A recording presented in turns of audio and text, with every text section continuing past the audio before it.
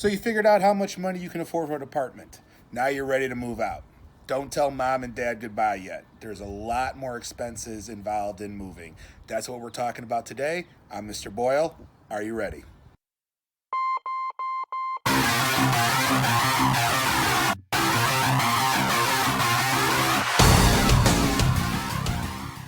Hi guys, Mr. Boyle here again. And as you can tell by the intro today, we are going to be talking about the fact that there are more costs to moving into an apartment than just 1 month rent. So today, that's what we're going to be talking about. As usual in this class, the math is not hard. You guys just need to learn the terminology. First, there are what I'm calling common fees and uncommon fees. Now, to start right away, please remember every place you go rent from is going to have different rules and different fees and different amounts. So these are not laws, these are just general guidelines. I'm just showing you a few of the common costs and a few of the uncommon costs and how to calculate the numbers. Let's start. It would make sense here, start with the common fees. Now, here are the fees. I can almost guarantee every apartment you go to, you're going to see this. It's first month rent, last month rent, security deposit. First month rent is obvious. You move in, you got to pay rent. You pay on April 1st, you get to live there in April. Makes sense. Last month rent is the first thing when you move into an apartment you didn't realize. Your landlord wants to make sure that you're not going to skip town on the last month where you're living there. So when you first move in, you're going to have to give your landlord the last month rent. Your landlord is going to hold on to that money. It's going to sit in a bank account. It's going to earn interest while it's sitting in the savings account. And then also security deposit. Now, security deposit is in case you ruin the apartment, in case you bust a hole in the wall, in case you break a door, in case you burn the carpet, in case you bust a window. That's what the security deposit is for.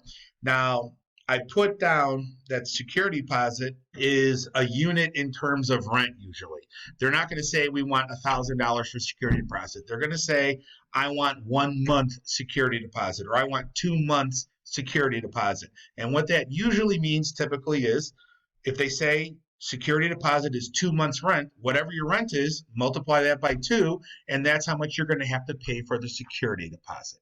These are the 3 most common things you're going to have to pay for before you set 1 foot into your apartment. Let's now move on to some of the more uncommon fees that may come up or they may not come up. Uncommon fees. Application fee, credit check, broker's fee. Application fee. You want this apartment, they're going to make you fill out an application. The application might cost money. It might not cost money.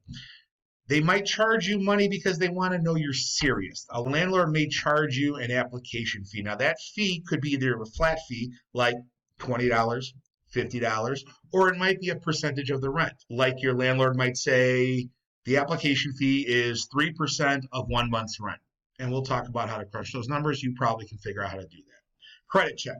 They want to make sure you're not a credit risk. They want to make sure you're a person who normally pays their bills. They're going to run a credit check. Running a credit check is not free. Think about it from the landlord's side. If they have 50 people trying to rent this apartment and you run 50 credit checks, it's going to eat up a lot of money. So they will charge you that credit check fee sometimes.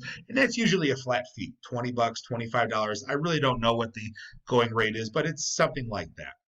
The last thing is a broker's fee. You might have to pay a broker's fee if you're using a service to help you find an apartment. If you're using a service to help you find an apartment, they are going to charge you usually a percentage. Like it might be 3% of a year's worth of rent or something like that. It's more of an uncommon fee. Most people just find apartments on their own, but it's in a few of these problems, so that's why I put it there. So those are the 3 common fees and 3 less common fees. There may be more, there may be less, but those are the things you might see going for your apartment. Let's just go through one problem now and see how it goes for you guys. So here's a problem that I whipped up together. At any time, if you want to pause it, please pause it, read the problem. I'm not going to read it for you. That's what the pause button is for. Gotta love remote learning. Let's start now, shall we? You're going to now have to make a list. That's what I would really do on this. So here's a list I made of everything that's in this problem. This person wants your first month rent, your last month rent. This person wants a security deposit, wants to run a credit check on you, and there's an application fee. So here are the numbers that I have. Rent is $1,100 a month. So if he wants your first month rent, it's $1,100. He wants your last month rent, $1,100. Security deposit. Now I did this on purpose. I made it a kind of a weirder number. It's 1.5, 1.5 month security deposit. So I took the 1,100, which is 1 month, I multiplied it by 1.5, and that's where I got the 1,650. Credit check was a flat fee of $20. So $20. And the last one was an application fee. This landlord is charging you 3% of $1,100. $1,100 times 3%. You will notice I changed the percent to a decimal. Turns out to be $33. How much do you have to pay to move in? Let's crunch those numbers then. You could probably figure out right now it is going to be a bunch of addition.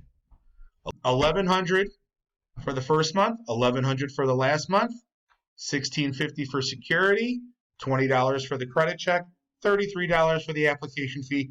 Add it all up, $3,903. So to sum everything up here, this should be your final answer on a problem like this.